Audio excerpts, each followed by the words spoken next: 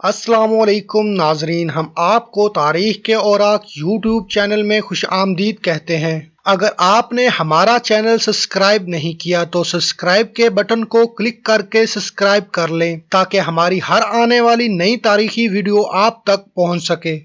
جب شہزادی ٹن ہینن مراکش میں اپنے والد کے ذریعے زبردستی کی جانے والی شادی سے فرار ہو گئیں تو وہ نہیں جانتی تھیں کہ وہ ایک لیجنڈ بن جائیں گی اور شمالی افریقہ میں بکھرے ہوئے بربر قبائل کی گاڈ فادر بن جائیں گی۔ وہ خوبصورت اور ذہین عورت تھیں جس نے افریقی براعظم کے ایک بڑے حصے پر اپنی چالاکی اور حکمت سے حکمرانی کی تھی۔ بہت سے لوگ اسے تیورک کی ماں کے لقب سے جانتے ہیں، جہاں سے تریپا نامی پانی کے تالابوں کے قریب آباد ہونے کے بعد تیوارک قبائل ابھرے، جہاں سے تیوارک نام آیا۔ وہ ایک افسانوی خاتون تھیں جن کو آج ہم تیوارک کی زبانی روایات کے ذریعے جانتے ہیں، جس کو وہ خوبصورت اور مضبوط خواتین کے طور پر بیان کرتی ہیں۔ کوئی تحریر اس کے وجود کو ثابت نہیں کرتی اور اس کی کہانی نسل در نسل جاری ہے۔ روایات میں ملتا ہے کہ اس کے والد نے اس کی شادی ایک افریقی شہزادے سے کرنے کا فیصلہ کیا تھا، لہٰذا اس نے انکار کر دیا اور اپنی نوکرانی کے ہمراہ فوجیوں کے ایک گروہ کے ساتھ بھاگ نکلی تھی۔ چونکہ وہ بہت زیادہ مسافر تھیں اور اپنے ساتھ رہنے والوں کے لیے خیمے لگاتی تھیں، اس کو پرانی تمخاک بولی کے مطابق ٹن ہینن یا خیمہ سنٹر کہا جاتا تھا۔ اس نے چیونٹیوں کے ایک گروہ کا سراغ لگا کر کھانا اور پانی ڈھونڈا اور اس طرح اس نے اپنے لوگوں کی جان بچائی۔ کھانے کے ذخیرے کے ختم ہونے کے بعد بھوک اور پیاس نے اس کے لوگوں کو کھا لیا جو اس کے ساتھ بھاگ کے آگے تھے، یہاں تک کہ اس کی نوکرانی تکامت چیونٹیوں کے ایک گروپ کی طرف گندم کے دانے لے کر گئی۔ وہ چیونٹیوں کی پیروی کرتے رہے یہاں تک کہ اناج کا ذخیرہ مل گیا۔ پھر اس نے ٹن ہینن کو چیونٹیوں کی سمت کے مخالف چلنے کا حکم دیا، یہاں تک کہ وہ آہگر پہاڑوں تک پہنچے جہاں انہیں پانی اور کھانا مل گیا اور وہاں آباد ہو گئیں اور اپنی نئی سلطنت کا مرکز بنانا شروع کر دیا۔ وہ جلد ہی ریگستانی باشندوں کی پہلی ملکہ بن گئی، جس کی وجہ سے تیوارک کے نام سے جانا جاتا ہے۔ اس مغرب کی ملکہ کی سلطنت میں بہت سارے تیوارک قبائل آباد ہوئے جو اس وقت Algeria, Libya, Burkina Faso, Niger, مالی اور چاڈ میں موجود ہیں۔ لوگوں کا ماننا تھا کہ ٹن ہینن ایک مسلمان تھیں، لیکن 1925 میں اس کی قبر کی دریافت سے بہت سارے راز فاش ہوئے۔ مثال کے طور پر وہ 3 یا 4 صدی عیسوی میں رہتی تھیں، جس کا مطلب ہے کہ وہ مسلمان نہیں تھیں۔ اس کی قبر کو فرانسیسی فوج کے تعاون سے بائرن خان ڈی بروور نے کھولا تھا اور ماہرین آثار قدیمہ نے 1933 میں اس کی مکمل تحقیقات کی تھیں۔ اس کا جسم اس کی پیٹھ پر پڑا تھا،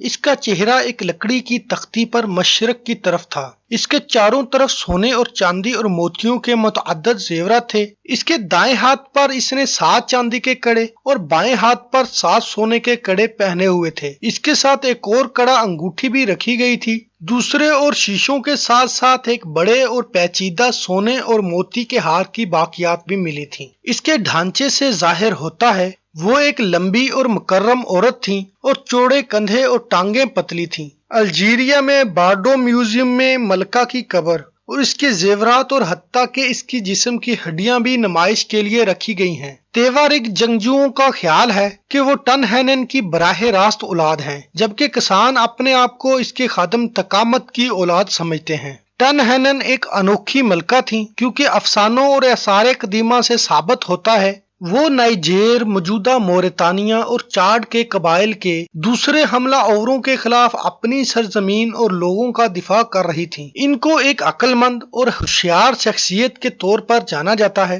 وہ اپنی غیر معمولی صلاحیتوں اور قابلیت کی وجہ سے ملکہ بن گئیں اور آج بھی کئی سینکڑوں صدیوں بعد بھی اس کے اعزاز میں تہواروں کا انعقاد کیا جاتا ہے۔ ٹن ہینن نام 2 حصوں ٹن ہینن کا مرکب ہے جو تھماک کی قدیم بولی سے ایک تلفظ ہے جس کے لغوی معنی وہ خیموں میں سے ہیں۔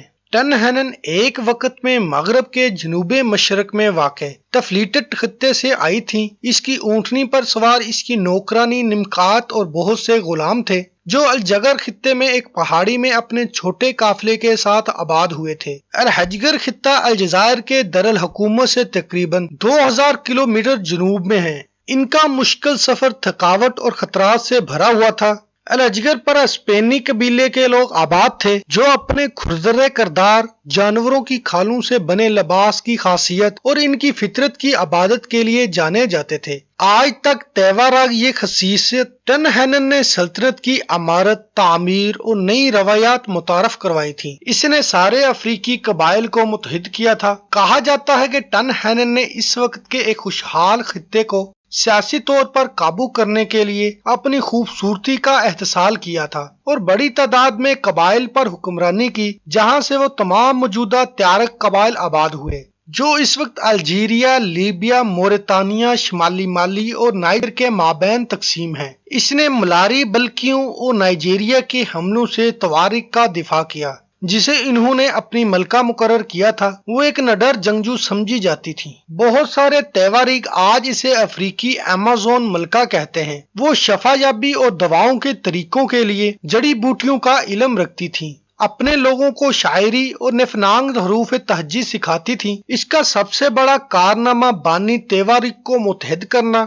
और होगर में बादशाहत कायम करना था। इसकी बेटी केला को केलारिया कबीले की बानी समझा जाता है। मलका टन हैनन की सरबराही में तेवारिक ने कारवां के जरूरी तजारती रास्ते कायम किए, जिसके जरिए उन्होंने चौथी और 5वीं सदी में बड़ी दौलत और माशी खुशहाली हासिल की। अगरचे इसे बड़े पैमाने पर तेवारिक की बानी के तौर पर समझा जाता है। हर साल 20 और 28 फरवरी के दरमियान जनूबी अल्जीरिया के नखलिस्तान के शहर तमासिसियट में टन हैनन के आजाज में हर साल त्योहार मनाया जाता है। कहानियां इसकी बहादुरी, रूहानी बयानात और दिली जज्बात खुसूसियात के बारे में बहुत कुछ बताती हैं, जिसकी वजह से अलहजगर के रहायशियों ने इन्हें अपनी मलका बना दिया था। शायद इसी बुनियाद पर ही हम समझते हैं कि तेवारिक के माशरे में खवातीन के जरिए शराफत की सफात क्यों पाई जाती हैं, ताकि बुजुर्ग खानदानों में बच्चों को इनकी माओं से मंसूब किया जाता है, ना कि अपने बापों से, जैसा कि दूसरे माशरों में भी यही होता है। मलका टन हैनन से मंसूब हड्डियों के बारे में हालिया साइंसी मुताले में बहुत से राज दरियाफ्त हुए हैं, जिनमें यह भी शामिल है कि वो लंगड़ी हो सकती हैं। इस बात की तस्दीक इब्ने खल्दून की बर्बर की तारीख के मुतल्लिक किताब में की गई है, जिसमें इसके वजूद की निशानदही होती है।